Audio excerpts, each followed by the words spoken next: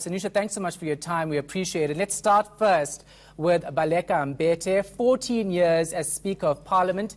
Is she disgruntled because she didn't get the job? Good afternoon, Shahad. I'm not sure whether it's disgruntled or making a calculated choice, considering that she would be an ordinary backbencher in terms of the parliamentary list and being an MP in Parliament. So obviously weighing up all the choices would have possibly seen her make a decision based on keeping a kind of deputy president type of pension versus if she basically was sworn in as MP, then obviously all those financial calculations will change. So obviously there's that point to make as well. And so it was either getting something in cabinet or having a much higher position in Parliament or retaining her position as Speaker of the National Assembly, and that would have been perhaps the calculation around this.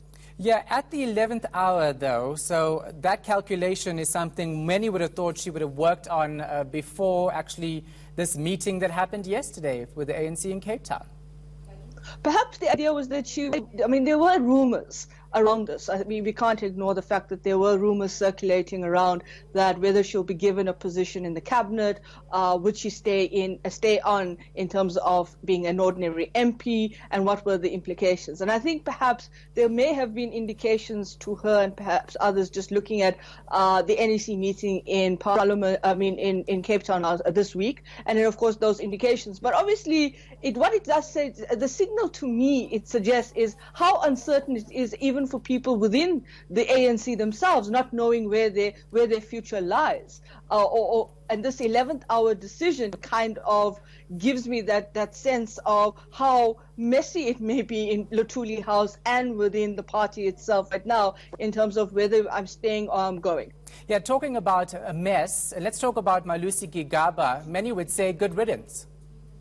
Well, I think, it was definitely an outcry when you saw his name on the initial list that was presented to the IEC. Then, of course, you saw his name come up in the IEC list that was presented to the Chief Justice.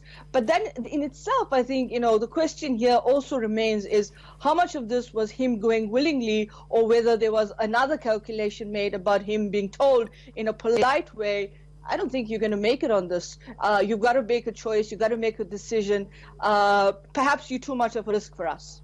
Yeah, and many people called for people like Malusi Gigaba, Batabile Dlamini, Nomvula Mokonyane not to be on the ANC's list. So he would have done them a favor by actually withdrawing his name here. Yeah, that, and also I think what's interesting, if you compare the two names you've just mentioned, Batabile Dlamini and Nomvula Mokonyane, both of them have very interesting traction in terms of constituencies within the party.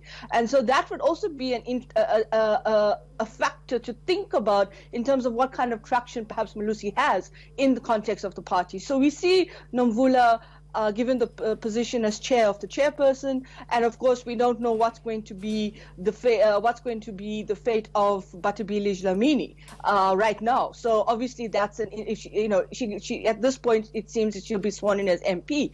But again, the question is, will she be in cabinet? And of course, with reports with her kind of throwing her weight support and the Women's League support with President Ramaphosa over the weekend in an interview that she did with one of the newspapers was quite a very interesting turn for me.